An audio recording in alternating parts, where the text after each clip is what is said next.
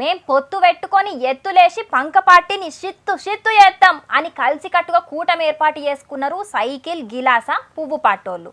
కానీ ఏర్పాటు చేసుకున్నప్పటికేంచి లొల్లులు పంచాదులు వాలకలే ఉన్నాయి. ఎలక్షన్లు దగ్గరకు వచ్చినాక గా పంచాదులు బంద్ అయినట్టే అనిపించింది.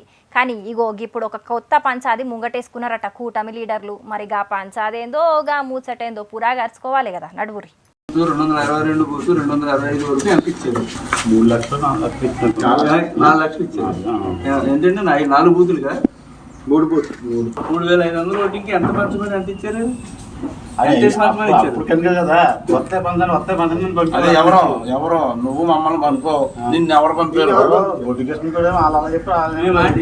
2 లక్షలు చొప్పున అందరికి ఇచ్చేస్తాం, పంచండి తెల్లారిపోతుంది, మళ్ళీ 20 లక్షలు పట్టుకొస్తాను అని నాకు చెప్పగానే వెంటనే అగ్గో ఇన్నరు కదా ముచ్చట. గీ బూతులు ఎంత వంచిర్రు, గా బూతులు ఎంత వంచిర్రు, అసలు ఎన్ని పైసలు వచ్చినాయి, ఎన్ని మిగిలినాయి అని బడ్జెట్ సమావేశాలు పెట్టుకున్నారు కదా. మొత్తం లెక్కాపద్దులు ఎవ్వరు కరెక్ట్ గా రాసుకోనట్టున్నారు. అందుకే కార్యకర్తలు అడిగేదానికి కరెక్ట్ సమాధానం ఎవ్వరు చెప్పలేకపోతున్నారు. 20 లక్షల రూపాయలత్తే దాంట్లో ఏ బూతుకు ఎంత వంచిర్రో లెక్కలు అడుగుతుంటే ఏం చెప్పాలనో తెలియక ఆగమాగమైతున్నాడు తెల్లంగేసుకొని గడ్డంతో ఉన్న అన్న. 262 బూతు 265 వరకు ఎంత ఇచ్చారు? 3 లక్షలు 4 లక్షలు ఇచ్చారు. 4 లక్షలు ఇచ్చారు. ఏంటంటే 4 బూతులుగా 3 బూతులు 3500 ఓటింగ్కి ఎంత పంచమని ఎంత ఇచ్చారు? కదా వస్తే పంచాను అదే ఎవరో నువ్వు మమ్మల్ని పంపుకో, నిన్ను ఎవరు పంపారు? పోలవరం కూటమి లీడర్ల నడుమైన పైసల పంపిణీ పంచాది అని అంటున్నారు. ఇది గిలాస పాటే పోటీ చేసింది గీడ. గిలాస గుర్తును గెలిపించేతందుకు కూటమి లీడర్లు మస్తుగానే పైసలు వంచిర్రట. కానీ గవి జనాల దాకా పోకుండా నడిమిట్లున్న చోటా మోటా లీడర్లే తిన్నారట. అసలుకే ఇయాల రేపట్ల నోట్లు ఇచ్చినాకనే ఓట్లేస్తామని అంటున్నారు పబ్లిక్. గిట్ల ప్రజలకు వంచకుండా లీడర్లే దాసుకుంటే ఓట్లు వడ్డట్టే, మేం గెలిచినట్టే అని కార్యకర్తలు మస్తుగా గరమైతున్నారు. అందుకే లెక్కలన్నీ అడుగుతున్నారు పైసలు వంచిన లీడర్లకు. ఇప్పుడు గనక పోలవరంలో గిలాస పార్టీ ఓడిపోతే పెద్ద పంచాదే అయితది కూటమిల. అయినా ఫస్ట్ కెంచి ఇళ్లకు పంపకాల పంచాదే ఉన్నది కదా. సీట్ల పంపకాల పంచాది, ఓట్ల పంపకాల పంచాది, ఇప్పుడు పైసల పంపకాల పంచాది అని కారడ్డమాడుతున్నారు గీ ముచ్చటరికైన కొందరు పంక పార్టీ కార్యకర్తలు. ఏపీలో ఎంతమంది పోటీ చేసినా గానీ అందరికన్నైతే పిఠాపురం మీదనే వడే తట్టి చేసిండు జనసేనాని పవన్ సారు. చాలా ఆలోచనల మీద ఆలోచనల తర్వాత చర్చల మీద చర్చల తర్వాత పిఠాపురంను సెలెక్ట్ చేసుకున్నాడు పవన్ సారు. గప్పటికేంచి మరి పిఠాపురంలో జనసేనాని పవన్ సారు గెలుస్తాడా? గెలిస్తే ఎంత మెజార్టీతోటి గెలుస్తాడు? ఒకవేళ ఓడిపోతే ఏంది పరిస్థితి అని మస్తుగా మాట్లాడుకున్నారు రాజకీయాల గురించి ఎరికైనోళ్ళు. అయితే ఇప్పుడు పిఠాపురంలా ఒక ఇంట్రెస్టింగ్ ముచ్చట నడుస్తున్నది పవన్ సార్ గురించి. మరి గదేందో చూడుర్రి. ఏపీలో ఉద్యమం లెక్కనే అయింది ఓట్ల పండుగ. పట్నం కెంచి ఎన్ని తిప్పలు పడుకుంటా పోయినా మంచిదే గాని సొంతూరుకి పోయి ఓటేయాల్సిందే అని గట్టిగా ఫిక్స్ అయినట్టున్నారు ఏపీ పబ్లిక్. హైదరాబాదు, బెంగళూరు, చెన్నై ఇట్లా బయటి రాష్ట్రాలు ఉన్నోళ్లే కాదు, బయటి దేశంలో ఉన్నోళ్ళు కూడా సొంతూర్లకు వచ్చి మరీ ఓట్లేసిర్రు ఏపీ పబ్లిక్. అద్దుమరాత్రి దాకా కూడా క్యూ లైన్లు ఉన్నాయంటే వాళ్ళు ఎంత బాధ్యతతోటి ఉన్నారో అర్థం చేసుకోవచ్చు. దగ్గర 81% ఓటింగ్ అయిందట ఏపీలా. ఇక పిఠాపురం నియోజకవర్గంలోనైతే 86% ఓట్లు పడ్డాయట. 2014లో 79, 2019లో 80 అయింది గాని గీతాప 86 అవుడే పరేషాన్ అనిపిస్తున్నదట లీడర్లకు. గట్ల ఓటింగ్ శాతం పెరగనీకి పెద్ద కారణం ఏందంటే గాడ పవన్ సారు పోటీ చేసుడేనట. పోయిన తాప 2 జాగాల్లో ఓడిపోయిన పవన్ సారును గెలిపియనీకే ఈ తాప పిఠాపురంలో ఓటింగ్ పెరిగిందట. పవన్ సారుకు సైకిల్ పార్టీ వర్మ సారు కూడా జతగూడు కూడా షాన్నే కలిసొచ్చిందట. ఫస్ట్ టైం ఓటేసిన పడుసు పోరగాళ్ల నుంచి ముసలోళ్ల దాంకా మహిళలు, యూత్, ఉద్యోగాలు చేసేటోళ్లు ఇట్లా అందరూ పవన్ సార్ను గెలిపియనీకి ఓటు ఆయుధాన్నే వాడిర్రట. ఈ తాప పవన్ సార్ గెలుపును ఎవ్వలాపలేరు అని అంటున్నారు. ఇక మరి గిదెంత నిజమో జూన్ 4వ తారీఖు నాడే ఎరకైతది. చూడాలి మరి పిఠాపురం పీఠం ఎవల్దో. ఈ బాలు 6 పోతదని 5000 బెట్టింగు, ఆ బాలు వైడ్ పడుతుందని 2000 బెట్టింగు. ఇప్పుడు చూడు ఖచ్చితంగా వికెట్ పడుతుంది, ఇవాళ ఖచ్చితంగా వీళ్ళే గెలుస్తారు చూడు అని బెట్టింగ్ల మీద బెట్టింగ్లు పెట్టుకుంటారు ఐపీఎల్లా. ఇక వరల్డ్ కప్లో కూడా మస్తుగానే నడుస్తాయి బెట్టింగ్లు. అయితే ఇప్పుడు ఐపీఎల్ కంటే ఎక్కువ బెట్టింగ్లు అవుతున్నాయి ఏపీ రాజకీయాల మీద. అగ్గిపుల్ల కుక్కపిల్ల కాదేది కవితకనర్హం అని అన్నట్టుగా బెట్టింగ్లకు కూడా ఏది అనర్హం కాదేమో. ఓ పక్క ఐపీఎల్ మీద బెట్టింగ్లు అయితుంటే ఇప్పుడు ఏపీ రాజకీయాల మీద కూడా బగ్గనే బెట్టింగ్లు ఎత్తున్నారట. సోమవారం నాడు ఓట్ల పండుగ అయిపోయిన ఎంబటే గీ కార్యానికి ముహూర్తం పెట్టుకున్నారట కొందరు. ఏ నియోజకవర్గంలో ఏ లీడర్ గెలుస్తారు, ఎవలోడిపోతారు, ఎవలకెంత మెజారిటీ వత్తది, ఎవలెన్ని ఓట్లతోటి గెలుస్తారు, ఎన్ని ఓట్లతోటి ఓడిపోతారు, ఎవలు ఏ పార్టీలకు జంప్ అవుతారు అని ఇట్లా ఏ ముచ్చట ఇడిచిపెట్టకుండా బెట్టింగ్లేసుకుంటున్నారట ఏపీ పబ్లిక్. ఏపీ మొత్తంల కంటే గోదావరి జిల్లాలనైతే మస్తుగా నడుస్తున్నాయట. ఇక ఉండి భీమవరం పిఠాపురం మంగళగిరిలో కూడా బగ్గనే నడుస్తున్నాయట బెట్టింగులు. కాయ్ రాజా కాయ్, 5కు 10, 10కి 100 అని జోరుగా చేస్తున్నారట బెట్టింగులు. ఈ తాప మా పార్టీ అధికారంలోకి వత్తదని పంకపాటోళ్ళు, లేదు లేదు మేమే కుర్చీలో కూసుంటున్నాం అని కూటమోళ్ళు, ఎవ్వల దమ్మేందో చూసుకుందాం అని బెట్టింగ్లేసుకుంటున్నారట. సంకురాత్రి వచ్చిందంటే కోళ్ల మీద పందాలేసినట్టు ఇప్పుడు ఎలక్షన్లు అయిపోగానే లీడర్ల మీద పందాలేస్తున్నారు. మరి పందెంలో ఓడిపోతే వాళ్ళ లీడర్లచ్చి కడతారనుకుంటున్నారో పైసలు. ఏడ తిన్నదరగక బెట్టింగ్లేసుడు కాకపోతే ఏంది, నచ్చిన లీడర్ గెలిస్తే సంబరపడాలే, ఓడిపోతే అయ్యో అనుకోని ఊకోవాలి గాని గిట్లా బెట్టింగ్లు పెట్టుకొని లాసగుడేంది అని గరమైతున్నారు గీ ముచ్చటెరకైన కొందరు పబ్లిక్.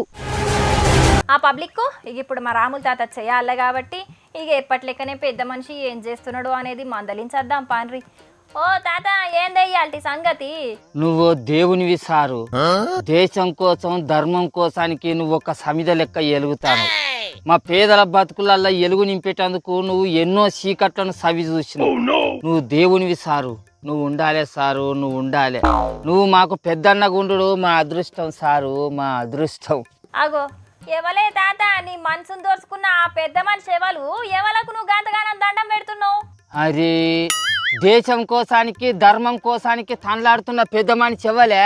మన మోడీ సారు. దేశంలో ఉన్న ఎంతో మంది యువకుల గుండెలల్లా, నాసొంటి పేద బక్కోళ్ళ గుండెలల్లా గుడి కట్టుకున్న పెద్ద మనిషి ఈ మోడీ సారు. నువ్వు చల్లగుండాలి సారు, నువ్వు చల్లగుండాలి. సరే ఇన్నొద్దుల సంధి లేని గీ ప్రేమ మోడీ సార్ మీద ఇయ్యాలనే ఎందుకు ఊటుకొచ్చింది సారు తమరికి? నిజంగా నువ్వు అన్నట్టు మోడీ సార్ అంటే ఏందో ఇయ్యాల తెలిసింది పిల్ల.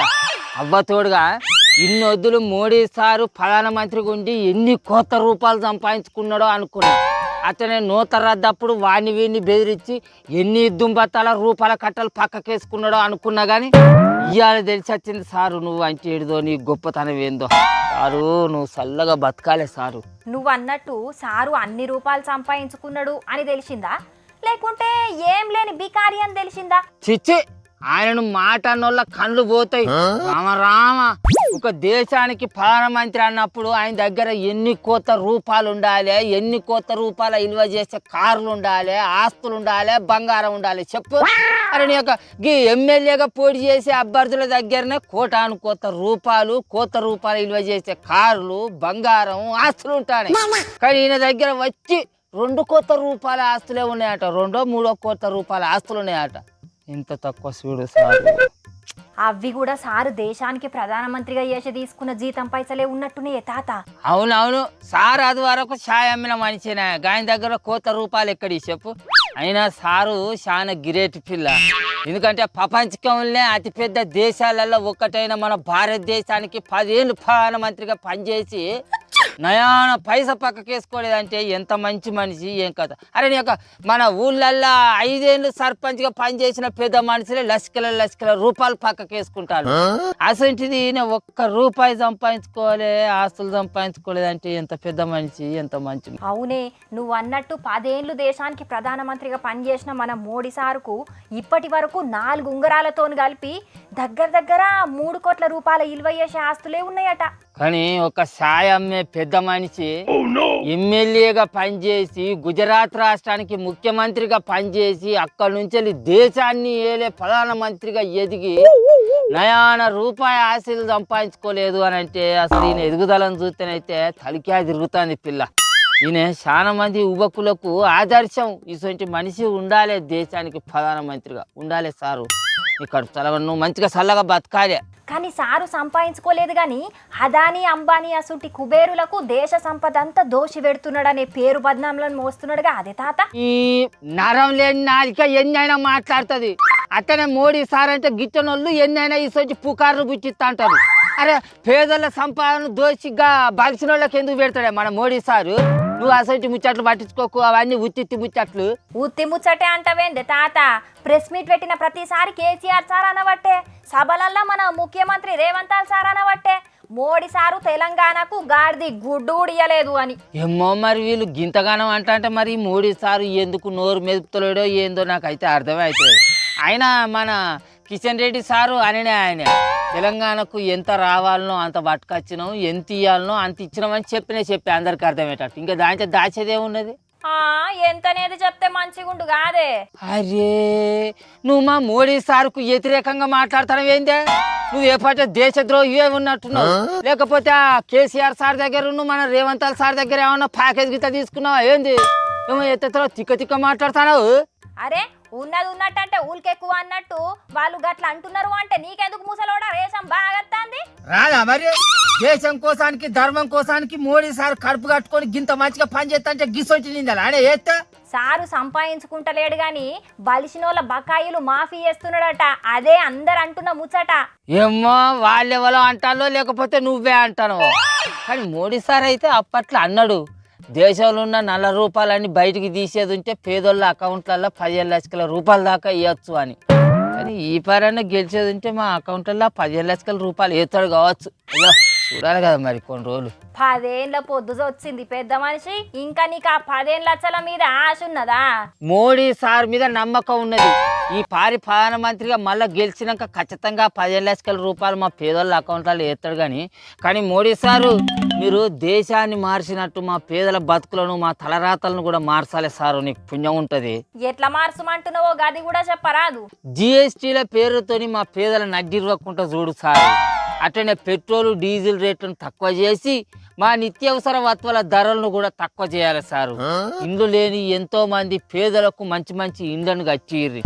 అట్లనే పేదలందరికీ ఉచిత విద్య వైద్యాన్ని అందించి చదువుకున్న పిల్లగాళ్ళందరికీ ఉపాధిని కలిపిర్రి సారు. దేశం ఇంకా ఇంతకంటే గొప్పగా అభివృద్ధి చెందుతుంది. చూసినారులా మోడీ సారు నామినేషన్ వేసేటప్పుడు అఫిడవిట్ల చూపెట్టిన ఆస్తుల లెక్కలు చూసి మా తాత లెక్కని అందరూ పరేషాన్ అవుతున్నారట.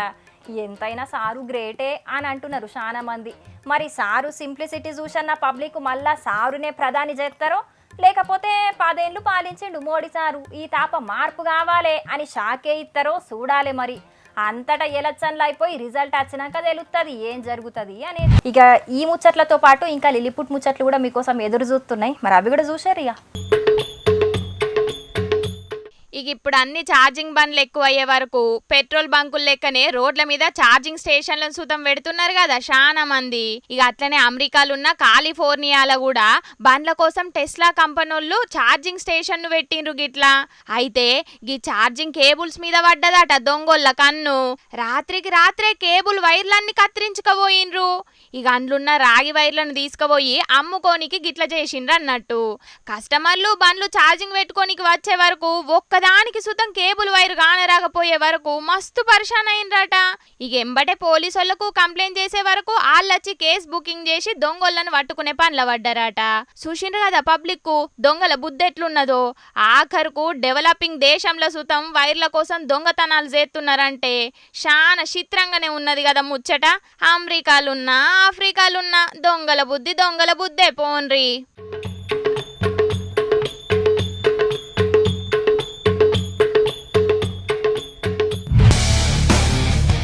పేషెంట్లకు ఏమన్నా ఎమర్జెన్సీ ఆపరేషన్లు చేసేటప్పుడు రోడ్ల మీద గ్రీన్ ఛానల్ ఏర్పాటు చేసి కావలసిన అవయవాలను తీసుకుపోతుంటారు డాక్టర్లు. కానీ రైళ్లున్న ప్యాసింజర్ల కోసం కూడా గ్రీన్ ఛానల్ ఏర్పాటు చేసిండ్రు ఎలక్షన్ ఆఫీసర్లు. అయితే 2 వద్దుల కింద ఏపీలో ఎలక్షన్లు అయినాయి కదా, గప్పుడు నాందేడ్కేంచి విశాఖపట్నం పోయే రైలు ఆలస్యమైందట. అయితే ఓటేయనికి వచ్చే 2000 మంది పబ్లిక్ ఉన్నారట గా రైల్లా. ఇక ట్రైన్ లేట్ అవుతుంది, ఓటేయనికి అందేటట్టు లేమని మేము ఖచ్చితంగా ఓటేయాలని చెప్పి సోషల్ మీడియాలో బగ్గనే పోస్టులు చేసిండ్రట ఎలక్షన్ ఆఫీసర్లకు.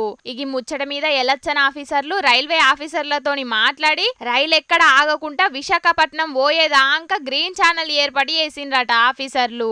ఇక రాత్రి 8 గంటలకు చేరుకునే రైలు సాయంత్రం 5 గంటల 15 నిమిషాలకే చేరుకున్నదట.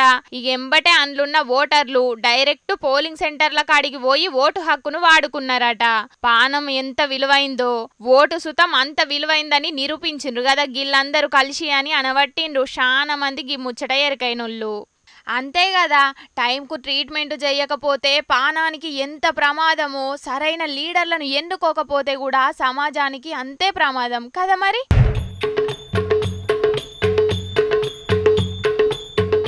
పోలీసోళ్ళంటే చేతుల లాఠీ పట్టుకొని తప్పు చేసిన వాళ్ళను శిక్షించుడే కాదు, అవసరమైన జాగల సాయం చేసి మానవత్వాన్ని కూడా చూపెట్టుకున్నారు.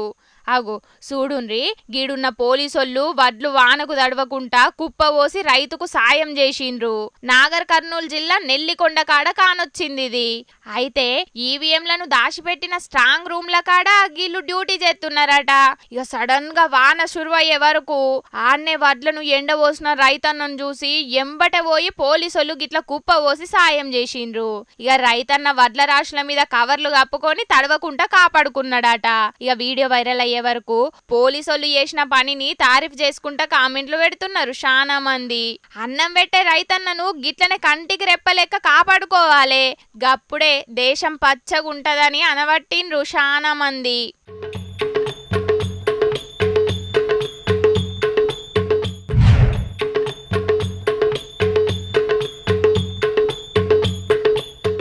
ఒకప్పుడు సినిమా టాకీసులు అంటే ఎట్లుండేదుల్లా, టికెట్లు దొరకకపోయి బ్లాకుల 100,000 పెట్టి కొనుక్కపోయి మరీ సినిమాలు చూసేటోళ్ళు చాలా మంది. కానీ ఇప్పుడున్న జమానాల సినిమా టాకీసులు అంటే ఆర్డినరీ బస్సుల కంటే అధ్వానంగా తయారైనాయి. గవి ఎప్పుడు వస్తాయో తెలియదు, టాకీసులు కూడా ఎప్పుడు ఫుల్ అవుతాయో తెలియదు. ఇక ఓటీటీల పేరు మీద ఇంటర్నెట్ల సినిమాలు మల్టీప్లెక్సీలు చేయబట్టి సింగిల్ స్క్రీన్ టాకీసుల పరిస్థితి అయితే మరీ అధ్వానంగా తయారైందని మస్తు బాధపడుతున్నారు చాలా మంది టాకీసోళ్ళు. ఇక కరెంటు బిల్లులు పనిచేసేటోళ్లకు జీతాలు కూడా వెళ్తలేవట పాపం. గందుకే తెలంగాణలున్న సినిమా టాకీసోళ్ళు అందరు కలిసి ఎల్లుండికెంచి 10 రోజులు టాకీసులు బంద్ పెట్టాలని డిసైడ్ చేసుకున్నారు. ఇక దగ్గర గసొంటి టాకీసులు రాష్ట్రంలో మొత్తం 800 ఉన్నాయట. ఇక ఎల్లుండికెంచి గవన్నీ బంద్ పెడతారు అన్నట్టు. అయితే ప్రొడ్యూసర్లు టాకీసుల రెంట్లు పెంచితే టాకీసులను నడుపుతామని చెప్పుకొచ్చిండ్రు. చూడాలి మరి గిన్ని కట్టాలు పడుతున్న సినిమా టాకీసోళ్లను నిర్మాతలు ఆదుకుంటారో లేదో.